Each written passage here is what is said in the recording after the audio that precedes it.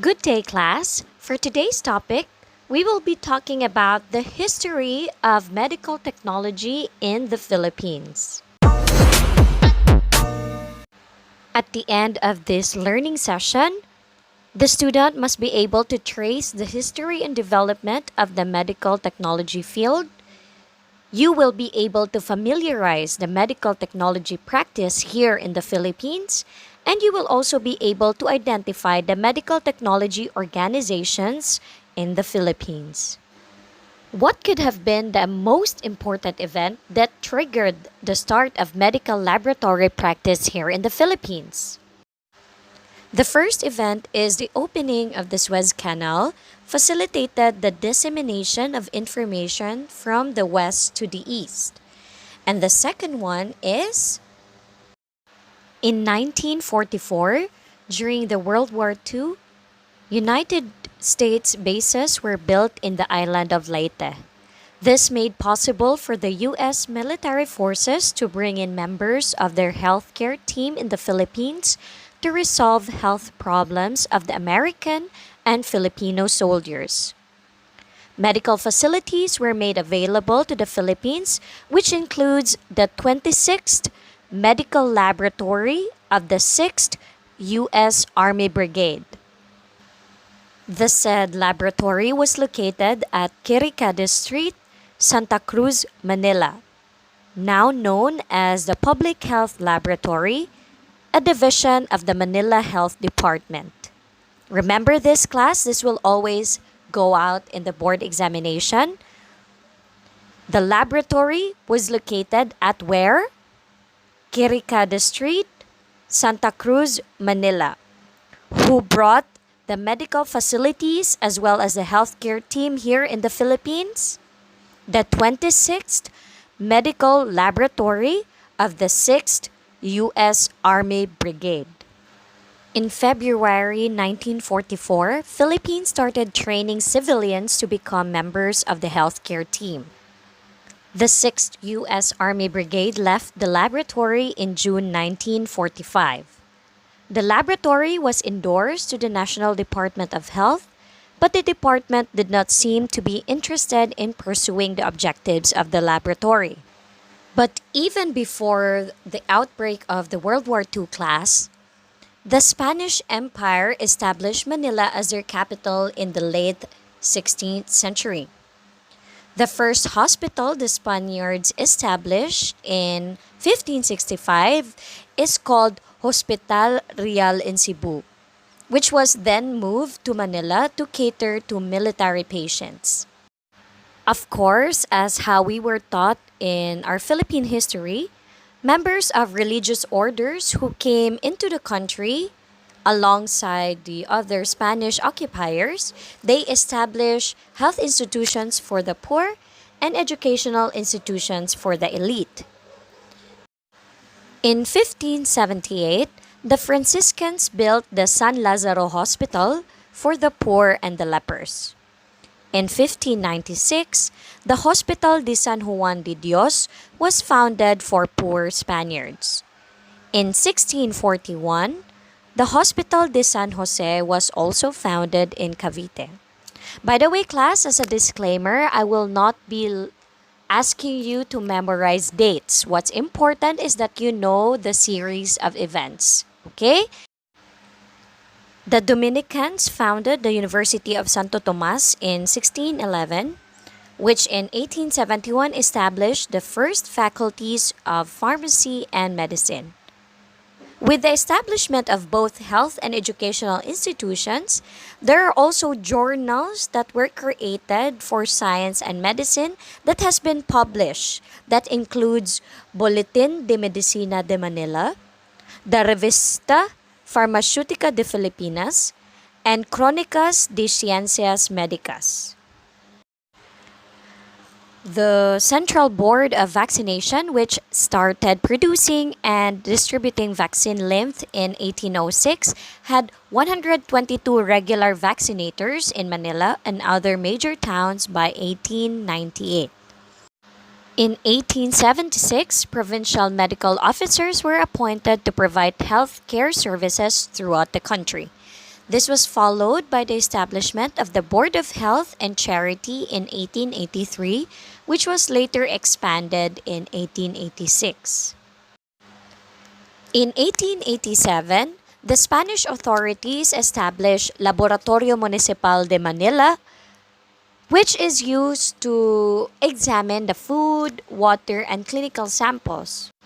Although this was already an established laboratory, it was not really used during outbreaks and even plagues. Philippine war hero General Antonio Luna. By the way, if for those who don't know him, you may watch General Luna. Can find it on Netflix to help reinforce your knowledge about Philippine history. Yes. So he was employed as a chemical expert in this laboratory and pioneered water testing, forensics, and environmental studies. However, class, the advancements in medicine and healthcare during the Spanish colonial rule broke down because of the Philippine American War, which lasted from 1899 to 1902. After the fall of Manila, the Spanish military hospital was converted into the first reserve hospital in 1898 by Lieutenant Colonel Henry Lippincott, who was also a chief surgeon of the Division of the Pacific and 8th Army Corps. This hospital had a diagnostic laboratory but was not fully used because the director of this hospital, who is operating the diagnostic lab, contracted typhoid fever. The successor director of this laboratory, who is Richard P. Strong, he made use of the laboratory to perform autopsies and to examine blood, feces, and urine along with other laboratory services. During the reign of the U.S. government at 1901, with the help of the Philippine Commission, they were able to build Bureau of Government Laboratories under the Philippine Commission Act number 156. This bureau was located in Callejeran, Ermita, Manila. It contains a science library, a chemical section, and a serum laboratory for the production of vaccines. The first bureau director of Bureau of Government Laboratories was Paul Freire. Paul Freire class provided adequate supplies and equipment to the bureau. So this laboratory is composed of two stories with two wings. So the other wing is called the biological wing. So it has microscope tables by the window, while the other one is the general laboratory work, which is used to filter, distill, and heat water. Unfortunately, the building was destroyed during World War II, and the National Institutes of Health of the University of the Philippines, Manila, occupies this area currently. At the end of the Philippine-American War, the Civilian Board of Health established by the Americans was changed into the Bureau of Health. In 1915, it was reorganized into the Philippine Health Service, but later on reverted to the Bureau of Health by 1933. The University of the Philippines College of Public Health formally opened its Certificate in Public Health program in June of 1927 with the aim to provide proper training to the Philippine Health Services medical officers. On December 8, 1941, Japan attacked the whole of Manila through aerial assault and deployment of troops just 10 hours after bombing Pearl Harbor. It was the beginning of the Second World War that resulted in massive casualties. Amid this turmoil, the Medical Laboratory Unit of the U.S. Army provided medical services with the available laboratory supplies, supplemental laboratory examinations, and epidemiological and sanitary investigations.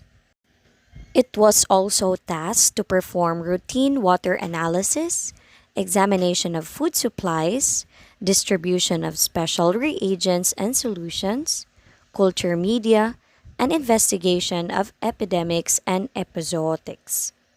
The unit also performed special serological, bacteriological, pathological, and chemical examinations, post mortem exams, and preservation of pathological specimens of value to the U.S. Army Medical Department. The World War ended in September 1945, and barely a month after, the laboratory was formally reorganized by Dr. Alfredo Pio de Roda and assisted by Dr. Mariano Icasiano, who was then the Manila City Health Officer. The laboratory was later named Manila Public Health Laboratory. So, what was this laboratory again? This was the first laboratory established where again? Quiricada Street, Santa Cruz, Manila. Now known as the Manila Public Health Laboratory. It's impossible if you still forget that. A training program for individuals aspiring to become laboratory workers was offered in 1947 by Dr. Pio de Roda in collaboration with Dr. Prudencia Sta. Trainees were mostly high school graduates and paramedical graduates. The training proved to be ineffective because the trainees were never motivated and there was no program that was supposed to last for a definite period and no certificates were issued to trainees.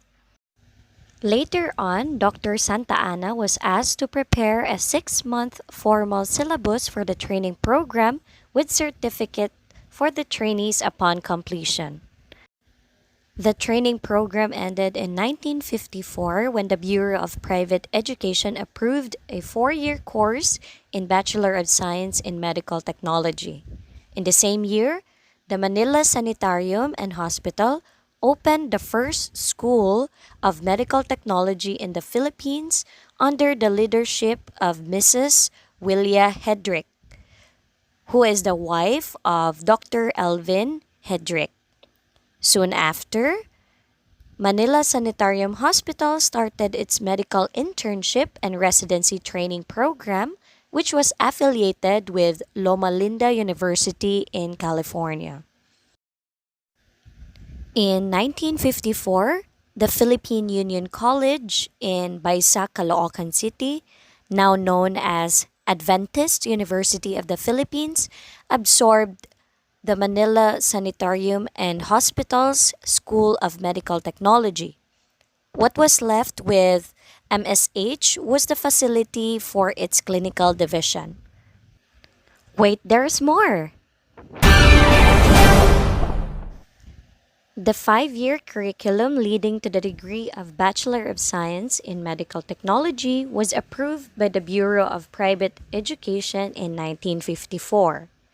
The school produced its first graduate, Dr. Jesse Umali, who later graduated as a Doctor of Medicine at the Far Eastern University and became a successful OB-gynecologist in the U.S. In the summer of 1955, 2 more students from the Philippine Union College graduated the medical technology course that would be Avelino Oliva and Adoracion Yutok. Kindly prepare your notebook and your pen to write this down. Some other significant events in the history of medical technology in the Philippines. The Philippine National Red Cross was created last 1947. 1954, the Philippine Union College and Medical Sanitarium in Baisa, Caloocan offered the first 4-year BS Medical Technology. 1956, Philippine Union College has its first graduate, Dr. Jesse Umali. On that same year, Republic Act 1517, or otherwise known as the Blood Banking Law, was approved. 1957, University of Santo Tomas offered medical technology as an elective to 4th and 5th year BS Pharmacy students and without the 12-month internship training. 1960, Centro Escolar University offered BS Medical Technology and turned out its first batch of graduates in 1962, consisting of only 8 graduates. That's 8 graduates only.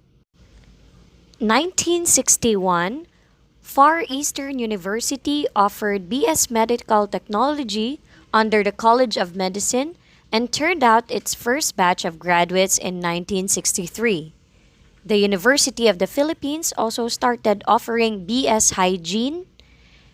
Immaculate Concepcion College, now known as the University of Immaculate Concepcion in Davao City, offered BS Medical Technology. So this is the first medical technology school in Mindanao. 1962, University of Santo Tomas formally offered BS Medical Technology, while the University of San Agustin offered BS Medical Technology, which is the first Medtech school in the Visayas.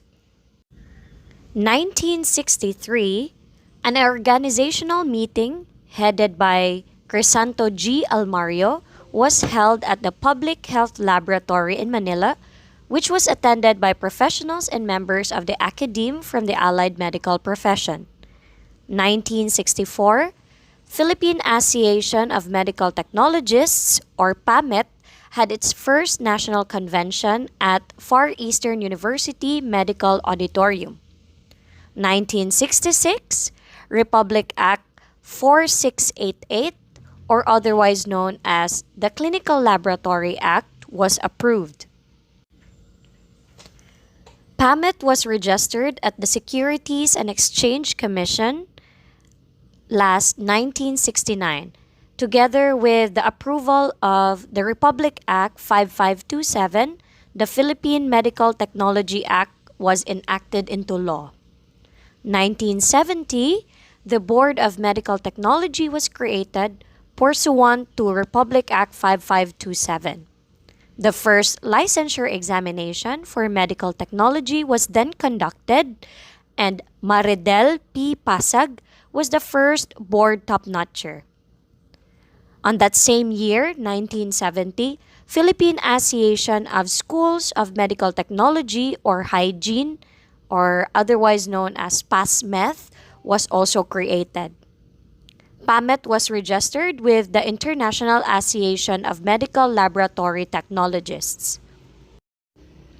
1971, Guidelines on Clinical Internship Program was drafted, reviewed, and finalized, and a curriculum was designed with reference to United States laboratory courses.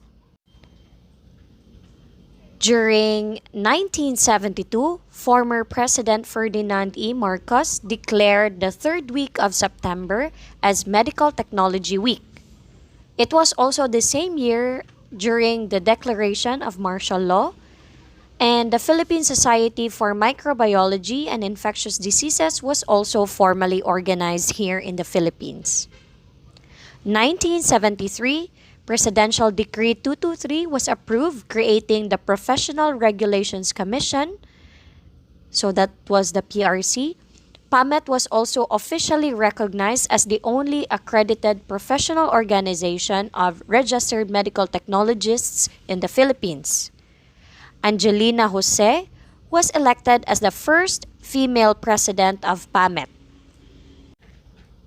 UST Graduate School offered Master of Science in Medical Technology, which is the first graduate school to offer MSMT, so that was 1975. Pioneer Educational Review Center is also the first review center for medical technology established.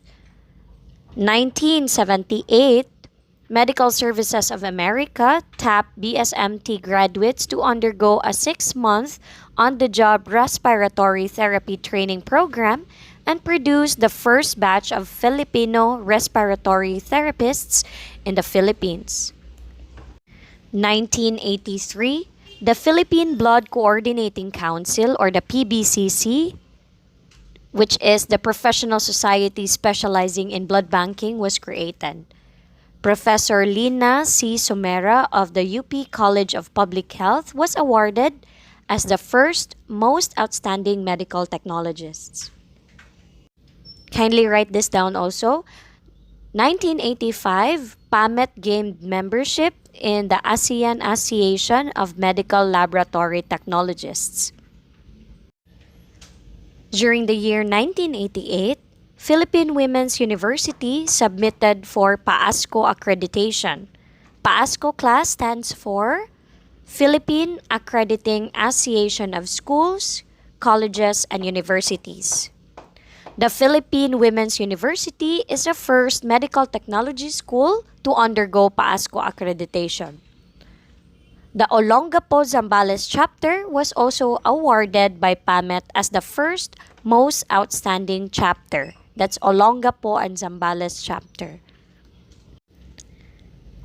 1989, during the third ACMLT in Singapore, then PAMET President Carmencita Acedera was also elected to the AAMLT presidency.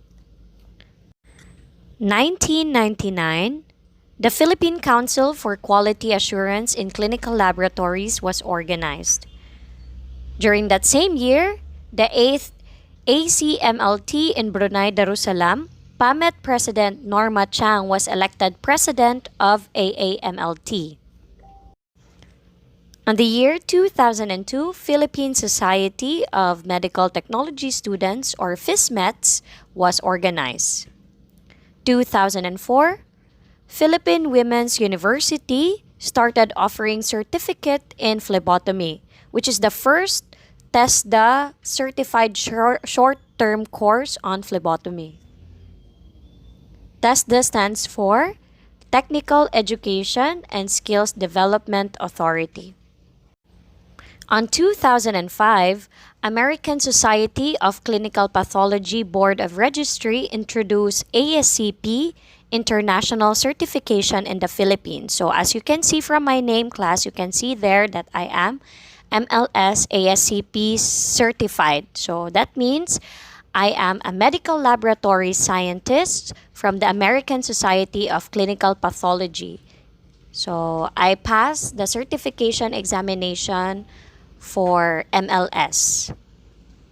Also on that same year, 2005, ACTS Review Center was awarded by the Philippine Marketing Excellence Awards as the nation's most outstanding medical review center. 2006, schools and universities updated their curriculum and changed the name of BSMT to BMLS. So instead of Bachelor of Science in Medical Technology, they changed it to Bachelor of Medical Laboratory Science, following the release of Memorandum Order Number 14 of the Commission of Higher Education, rationalizing the medical technology education in the Philippines.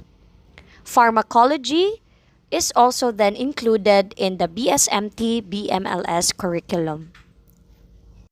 And last 2010, the first batch of BMLS students graduated. Professional organizations are assemblages of professionals within a particular specialization or professional field that come together for the purpose of collaboration, networking, and professional development or advancement. In the field of medical technology class, we have actually two professional organizations. One is Philippine Association of Schools of Medical Technology and Public Health, and the other one is Philippine Association of Medical Technologists. We will tackle this more on our professional organizations lecture for PMLS1. For now, I just want to introduce to you the different presidents for PASMET and PAMET. The current PASMET president is still Mr. Dean Bernard U. Ebuen, while the new and current president for PAMET is Mr. Romel F. Saceda. You will get to know more about them soon in our next topics for PMLS1. Before we end this lecture topic, I would want to remind you to always seek God's will in all you do. That's Proverbs chapter 3 verse 6. Again, I would want to thank all of you for taking this time and for listening to my lecture today. Have a great day ahead and God bless you always.